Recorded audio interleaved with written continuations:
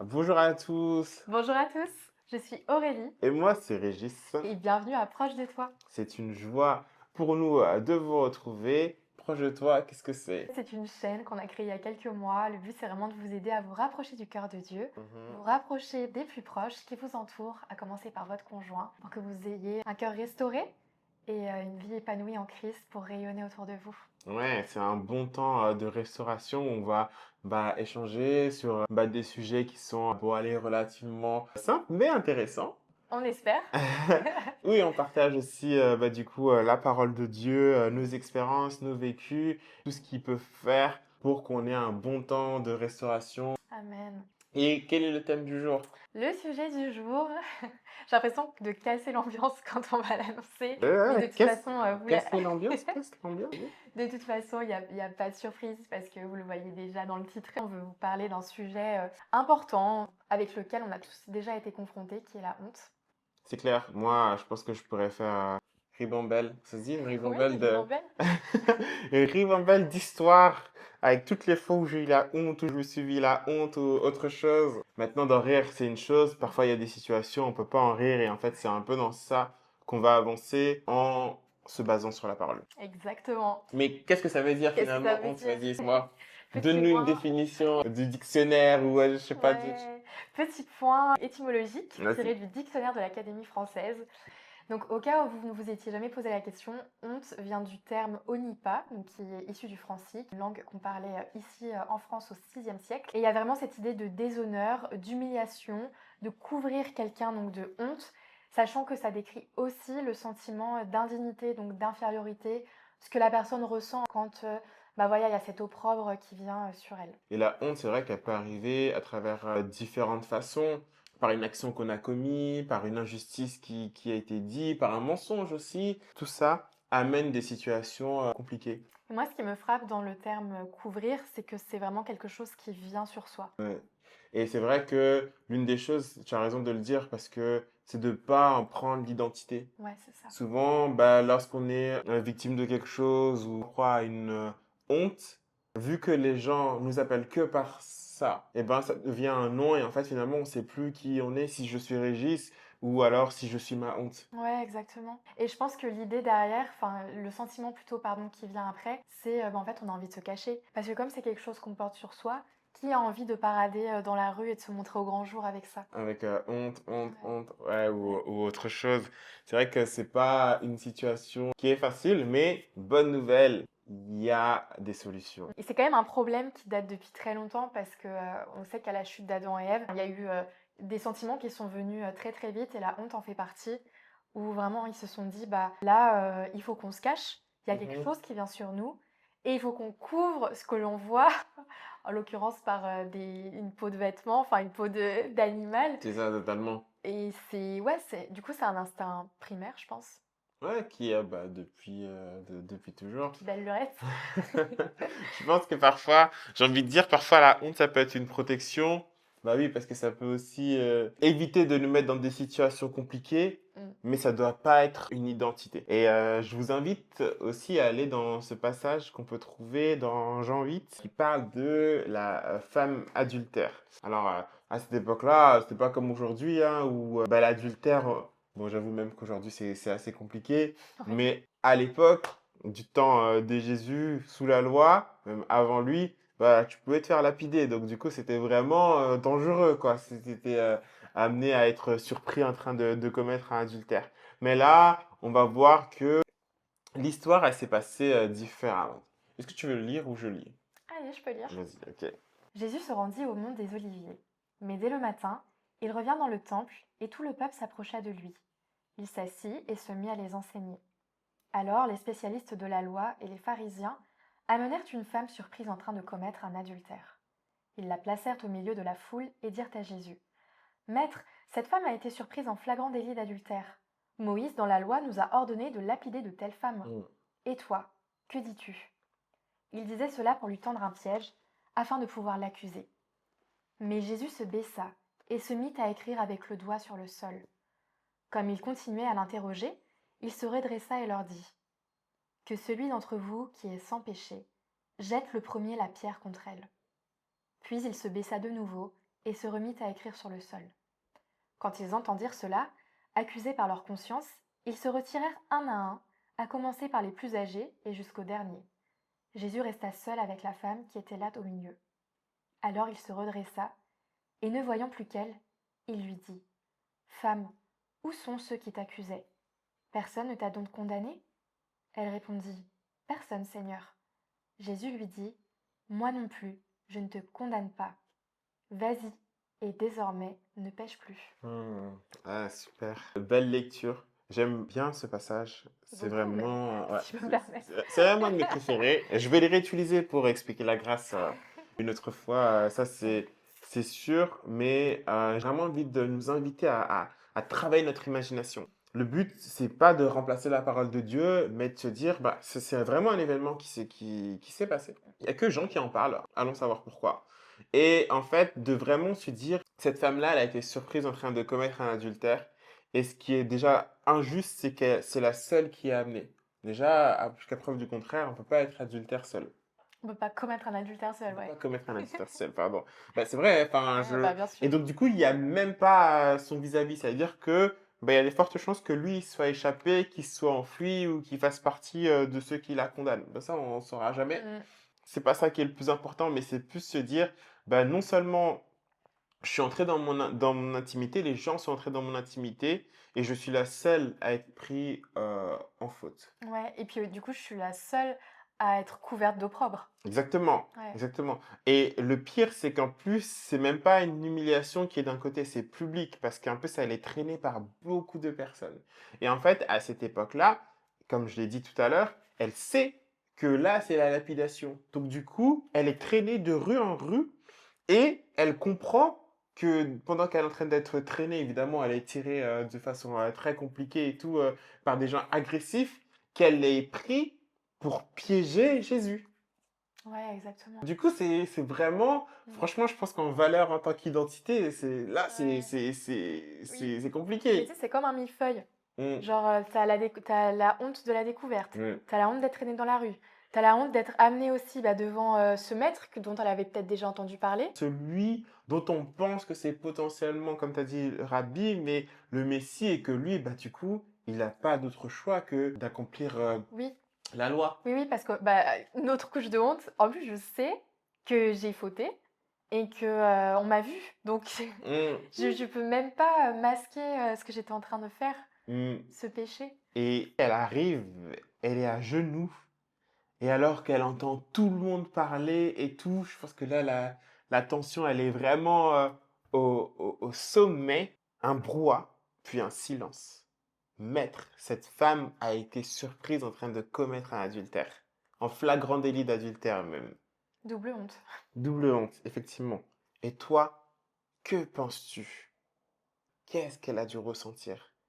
Je pense que son cœur, elle a commencé à battre dans tous les sens. Ça y est, c'est fini pour moi. Il n'y a plus rien. Oui, puis finalement, bah, là, ma vie va se terminer et c'est la dernière chose qu'on retiendra de moi. Ouais. Du coup, c'est la chose qui définira en fait mon existence. Et là, elle entend que celui d'entre vous qui est sans péché jette la première pierre. Jésus, à ce moment-là, il dit ça. Il venait de se relever parce qu'il est en train d'écrire sur le sol. C'est comme aussi un signe parce qu'on ne sait pas en fait ce qu'il écrivait, mais on sait qu'il était sur le sol. La seule autre personne qui était sur le sol, c'était cette femme. Et on voit en fait quand même une image de Jésus qui se met à la hauteur. À la même hauteur que cette dame. Il se relève et il dit cette fameuse phrase. Et puis il se rebaisse à nouveau. Et là, en fait, t'entends les pierres qui tombent, mais pas en direction de cette femme, en direction du sol. Et là, on voit que la grâce, donc du coup, Jésus, eh ben, il a couvert cette femme-là. Est-ce que elle a quand même commis adultère? Est-ce qu'elle est remplie de fautes? Est-ce qu'elle a transgressé la loi? Oui, mais que l'amour de Jésus est plus grand et sa protection, elle est plus grande. Et je peux même aller plus loin où c'est vraiment une avancée où, en fait, son sacrifice était plus grand que le jugement. Son sang, il est plus grand que le péché. Ce qui est frappant aussi, c'est que en fait, les personnes vont s'en aller. Vu qu'ils étaient là juste pour la tuer, si je peux le dire comme ça, et mettre en fait en avant ce qu'elle avait fait, bah, ils sont tout de suite partis. Parce qu'ils ont compris qu'il n'y avait plus d'intérêt pour eux à rester. Mm. Et finalement, le texte le précise que cette femme, elle s'est retrouvée seule à seule devant Jésus. À ce moment-là, on comprend que finalement, cette opprobre, cette honte qu'elle avait, c'était le regard des autres qui le mettait sur elle. Et que devant celui qui était sans péché, devant celui qui aurait pu lui jeter cette pierre, eh ben, elle a pu se tenir et rester là. Parce que le regard de Jésus n'était pas un regard de honte. Jésus n'a pas mis l'opprobre sur elle, Jésus n'a pas mis une humiliation sur elle, mais Jésus l'a juste couverte de son amour. Mm. Et c'est vrai que finalement, une vraie rencontre avec Jésus, c'est ça aussi Ouais. qui transforme. Parce que cette femme, elle sera plus jamais la même. Il y a vraiment quelque chose en elle qui s'est transformé. La Bible ne dit pas ce qu'elle devient. Il y en a qui pensent que c'est Marie de Magdala ou autre chose, on ne sait pas. Voilà. Et c'est peut-être mieux comme ça, au fait, aussi, de pas savoir. Mais moi, je m'arrête vraiment aussi, comme tu as dit, ils sont partis parce que du coup, eux, ils voulaient accomplir la loi, mais ils se sont rendus compte que cette même loi les accusait eux-mêmes. Oui, oui. Parfois, on veut pointer la faute de quelqu'un, sa honte, et dénoncer, oubliant en fait que bah, nous-mêmes aussi, on a parfois été dans la honte et que en fait, on peut pas se dire bah, je vais appliquer la loi pour toi et pas pour moi-même. C'est très facile de le donner aux autres, hein. Par contre, pour soi-même, c'est un peu plus dur. Et là, j'aime parce que Jésus, il a remis un peu l'équilibre. Absolument. Et ce qu'il fait aussi, et ce que j'aime beaucoup, après tout ça, il se met encore à la hauteur de cette femme. Il dit, femme, où sont ceux qui t'accusent? Personne ne t'a donc condamné. Et pour la première fois, vraiment, on lui donne la parole à cette dame. Et elle répond, personne, Seigneur. Jésus lui dit, moi non plus, je ne te condamne pas. Vas-y et désormais ne pêche plus. Et moi j'aime ça parce que souvent on s'est arrêté sur va et ne pêche plus, mais c'est pas ça que Jésus dit. Il dit je te condamne pas. Cette plateforme où elle a cette assurance en fait que bah, elle n'est pas condamnée. Pourquoi? Parce que c'est ce qui va lui permettre d'aller et de ne plus pécher. Maintenant, on ne sait pas ce qu'elle devient après. Parce elle peut se dire, bon, ben en fait, on m'a protégé, c'est bon, libre à moi, vida loca, je fais un peu ce que je veux, et je suis libre. Peut-être que c'est ce qui s'est passé. Mais sache que je trouve dommage parce que là, c'est vraiment ce qu'on appelle juste avoir goûté, et donc du coup, être passé à côté du véritable amour avec Dieu avec une vraie rencontre. Et vous pensez sincèrement que après avoir eu ce temps-là avec Dieu, elle s'est dit, bon, bah, je vais retourner avec le gars là et tout. Ben non. Moi, je pense vraiment que là, elle s'est dit, ben en fait, quelqu'un qui est prêt à aimer et que, pour faire le lien avec ce que j'ai dit au début, ben, qui me défend, qui est capable de m'aimer sans me désirer et sans rien attendre de moi, et qui m'a défendu alors que tout le monde était contre moi. Moi, je pense que ce cœur-là, il a changé. Absolument. Et que c'est ça qui a fait la différence pour une vie totalement renouvelée. Parce que je pense que tu ne ressens pas indemne dans tout ça. Ouais, absolument. Et si cette femme adultère, c'était toi. Et si cette femme adultère, c'est moi, c'est Et si toi. c'était moi, ouais. Et en fait, c'est chacun d'entre nous. Ce qu'on veut dire, c'est comment est-ce que tu vas réagir face à la honte et face à l'humiliation. Est-ce que tu es prêt à te dire, Christ, il m'a défendu et c'est ça le plus important et c'est l'identité qu'il me donne? Ou alors c'est tous mes persécuteurs qui ont raison. Mhm. Maintenant, je peux avoir vraiment une nouvelle vie. Et tout ça, ça amène aussi de vivre, bah, du coup, de choisir de prendre une autre décision, peut-être changer d'amitié, changer de circonstances de vie et, et autre chose. Mais ce qui est central et vital, c'est en fait, je suis capable de le donner au Seigneur, ma honte, et je le laisse me défendre. Et ensuite, moi, je reprends ma vie en main. Mhm. Pourquoi as-tu honte dans ta vie en ce moment? Peut-être que tu n'es pas en train de commettre un adultère, ou peut-être que tu ne commets pas des péchés que souvent on qualifie de grands, mais pourtant parfois tu ressens de la honte et tu sais pas pourquoi. Ou peut-être que tu as toujours ressenti une forme de honte sur toi. Et en fait, aujourd'hui, on veut vraiment t'encourager et t'apporter un message d'espérance. Pour dire qu'il Mm. n'y a pas de péché trop grand pour Jésus. Là où le regard des hommes t'accuse, le regard de Jésus, lui, t'aime et te pardonne. Il veut se tenir avec toi, au plus proche à tes côtés, alors même que toi tu te sens dans la boue, alors même que tu es couverte ou couvert de quelque chose que tu trouves sale, que tu trouves répugnant, que tu ne trouves pas digne d'être regardé. Sache que Jésus ne détourne pas le regard, comme dit le texte. Peut-être qu'aujourd'hui, ça fait longtemps que tu es dans un péché ou que tu es dans une addiction, ou peut-être que tu as des pensées parfois qui t'accusent. Mais sache que tout ça, c'est pas un mystère pour Dieu. C'est pas quelque chose qui le choque au point de te tourner le dos. C'est même pas quelque chose qui l'étonne. Et la raison à ça, c'est que Jésus a déjà porté ta honte. Mm. Jésus a déjà été humilié à la croix. Ça a été prophétisé des années avant que ça se produise.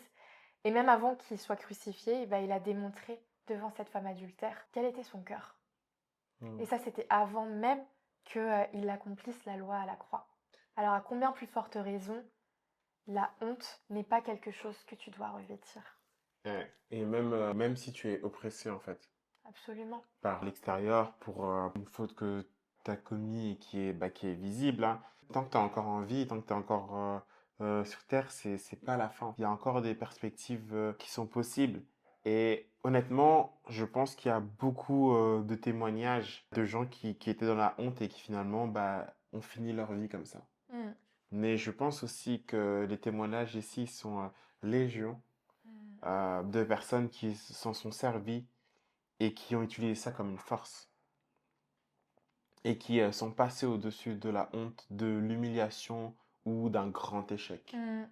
Je pense que si la parole de Dieu nous mentionne expressément que Jésus a pris notre honte, c'est que c'est un problème auquel l'humanité a fait face depuis toujours. Et que un des problèmes principaux de la honte, c'est que en fait, ça cache la personne, ça l'immobilise. Quand on est couvert de quelque chose, on est comme enserré, on est comme dans un cocon mais malsain, qui fait qu'on ne va pas soi-même accomplir des choses parfois. On ne va pas soi-même se mettre en avant. On ne va pas vouloir être dans la vie publique la plupart du temps. Et on va vouloir vivre comme des choses qui sont cachées. Et Christ n'a jamais voulu que nous soyons cachés. Ça n'a jamais été dans le plan de Dieu que nous vivions une vie cachée. Totalement. Et je vais vraiment vous laisser aussi sur ce passage dans Jean 10, qui dit: Le voleur ne vient que pour voler, égorger et détruire. Moi, je suis venu afin que les brebis aient la vie et qu'elle l'ait en abondance. Et les brebis, ce sont nous, et le berger, c'est Jésus lui-même.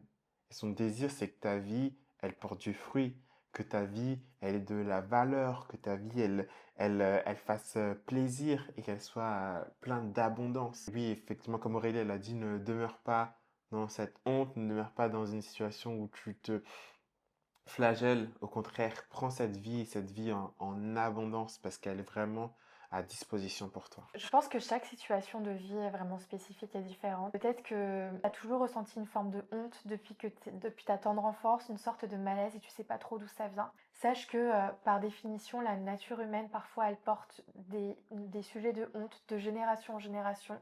Et on veut vraiment t'encourager et te dire, il est temps que ça s'arrête pour toi aujourd'hui, quel que soit le cas dans lequel tu te trouves. Peut-être que tu nous écoutes et tu te dis, c'est facile de dire ça, mais n'empêche que le sentiment d'infériorité, le sentiment d'humiliation, il est bien présent et concrètement, comment est-ce que j'en sors? Première des choses, c'est médite la parole de Dieu. Tu peux lire encore ce passage et demander vraiment à Jésus que cette révélation, elle vienne dans ton cœur, que ce soit pas juste intellectuel, mais que tu puisses le vivre. Il y a une autre chose, peut-être que tu te dis, en fait, aujourd'hui, je m'autorise pas à accueillir pleinement cette parole parce que je suis pas encore libre de certains actes, je suis pas encore sortie de certaines situations, la réputation qu'on me colle, ce qu'on a dit de moi, c'est pas fini.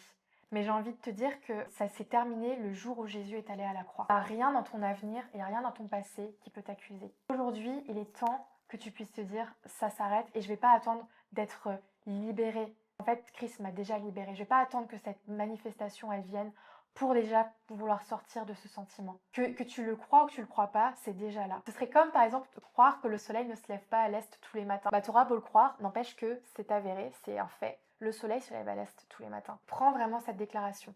L'autre chose que tu peux faire, c'est une fois que tu médites, déclare la parole de Dieu et déclare les promesses de Dieu pour toi. Peut-être qu'aujourd'hui c'est trop dur de te regarder dans un miroir et de déclarer qui tu es en Christ. Mais va au-dessus. parce que tu as revêtu Christ. Christ est là. C'est pas la honte que tu portes, c'est Christ.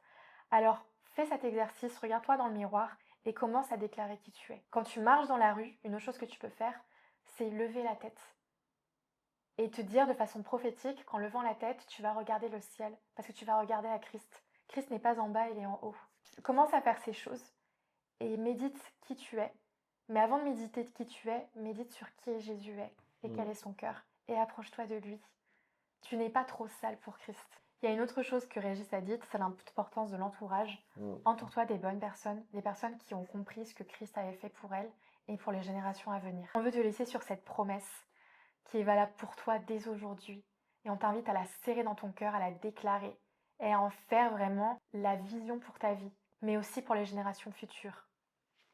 Ésaïe 54, verset 4. Tu ne seras plus humilié, n'aie donc pas peur. Tu ne seras plus déshonorée, ne te sens plus honteuse. Tu oublieras l'humiliation que tu ressentais dans ta jeunesse. Tu ne penseras plus au déshonneur que tu éprouvais quand tu étais veuve. Amen. On veut terminer en priant pour vous. Seigneur Jésus, merci pour toutes les personnes qui regardent cette vidéo. Et Seigneur, toi, tu connais les situations, tu connais chaque personne et tu ne détournes pas le regard. Merci Seigneur pour ces personnes qui font déjà un pas de foi, Seigneur, en regardant et en écoutant ta parole. Et on prie, Seigneur, que ta révélation elle puisse descendre et venir s'enraciner, Seigneur, dans chaque cœur. On vient aujourd'hui briser toute forme de honte, Seigneur, dans la vie de ceux qui nous écoutent. On vient briser ces sentiments en ton nom, Jésus. Et on te prie pour que ton shalom descende, Seigneur, dans le cœur des personnes qui sont là. Merci pour ce premier pas. Merci pour la victoire, Seigneur, que tu nous as acquis à la croix. Parce que tu es venu, Seigneur, pour porter notre humiliation et pour la briser, pour que nous puissions pleinement te revêtir, toi, le Dieu vivant. Merci, Jésus, pour ta victoire dans nos vies. Et on t'invite, Saint-Esprit, maintenant à passer dans les cœurs. Que là où il y a besoin de consolation, Seigneur, tu puisses se restaurer pleinement. Et Seigneur, on te prie pour qu'il y ait une révélation encore plus grande, Seigneur, de ce que tu as fait pour nous à la croix. Merci pour ta parole qui est vivante et on te prie qu'elle porte déjà du fruit dans la vie de nos frères et sœurs. En ton nom, Jésus. Amen. Amen. C'est une joie pour nous de vous retrouver. Et puis, on se dit à bientôt pour une prochaine vidéo. Merci beaucoup. Ciao, ciao.